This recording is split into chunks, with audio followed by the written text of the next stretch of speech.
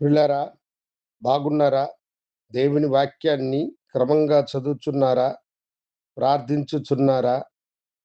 నేటి ధ్యాన వాక్యము 51వ కీర్తన 15వ వచనం. ప్రభువా, నా నోరు నీ స్తుతిని ప్రచురపరచునట్లు నా పెదవులను తెరువుము. భక్తుడైన దావీదు కన్నీటిలో ప్రభువుని ఘనపరిచి మహిమపరిచిన కీర్తన ఈ కీర్తన.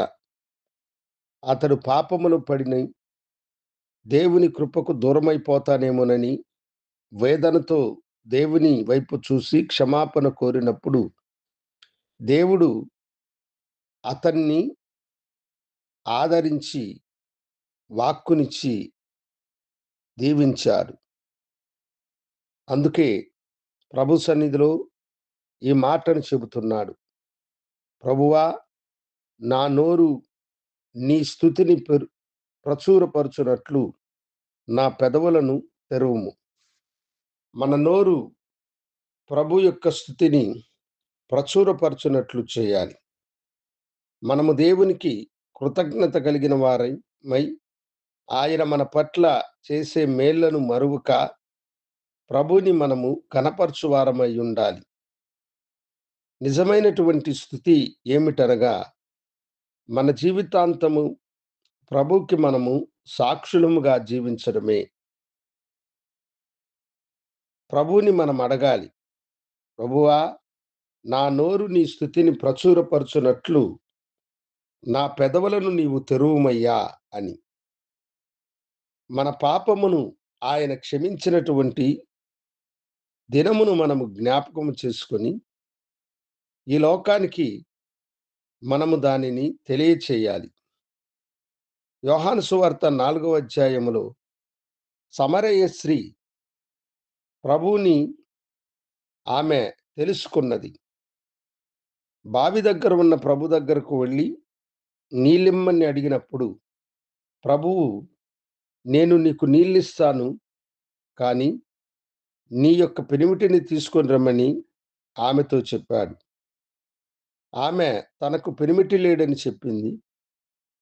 తననే ఎరగకుండా ఒక పాపపు కూపములో ఆమె చిక్కుకొని ఆమె వ్యభిచారమన్నటువంటి ఊబిలోనికి కృంగికొని పోయినది. ప్రభువు ఆమె యొక్క స్థితిని తెలియచేసినప్పుడు ఆమె కన్నీటితో యేసుని అంగీకరించి తన పాపపు జీవితాన్ని ఆయన పాదముల యొద్ద పడవేసి ఆ ఊరిలోనికి వెళ్ళి తాను చేసిన అసఖ్యకరమైన పనులను చెప్పి ఒప్పుకొని వారందరినీ యేసు వైపుకి మరలిచ్చింది. వారిని తీసుకొని వచ్చింది. అవును దేవుని బిడ్డలారా, ప్రభువు మన పాప జీవితాన్ని మనకు చూపి పాపక్షమాపణ మనం పొందుకొనులాగన కల్వరిలో తన రక్తమును చిందించినాడు. ఈ లోకానికి ఆ నిజ స్థితిని మనము తెలియజేసినప్పుడు మనము నిజమైన స్థితిని సమర్పించిన వారముగా మారుతాం. ఏదో ఒక పాట పాడడం ద్వారా, హల్లెలూయా అని మాట చెప్పడం ద్వారా అది స్థుతి కాదు.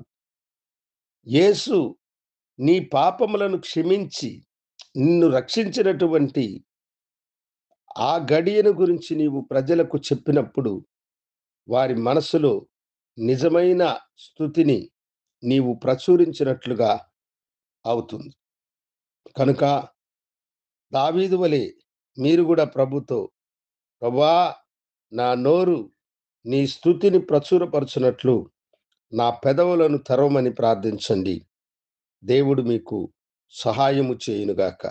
ప్రార్థించుకుందాం. గనుడా, ఎల్లప్పుడు మేము నీ స్తుతిని ప్రచురపరచునట్లు మా నోటిని పెదవులను తెరవమని యేసు నామమున అడిగి వేడుకొంచున్నాము తండ్రి. ఆమేన్. శుభోదయం. ప్రభు మిమ్మలను దీవించునుగాక. ఆమేన్.